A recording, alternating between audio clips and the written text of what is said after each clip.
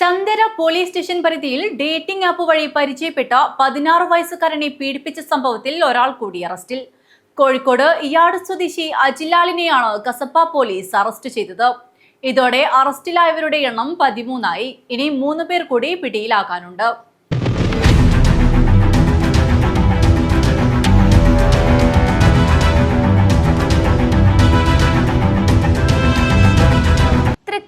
Chandera police പരിധിയിലെ പ്രായപൂർത്തിയാവാത്ത വിദ്യാർത്ഥിയെ സാമൂഹ്യ മാധ്യമമായ ഡേറ്റിംഗ് ആപ്പിലൂടെ ബന്ധപ്പെട്ട് ലൈംഗിക പീഡനത്തിനിരയാക്കിയ കേസിൽ ഒരാൾ കൂടി അറസ്റ്റിലായി.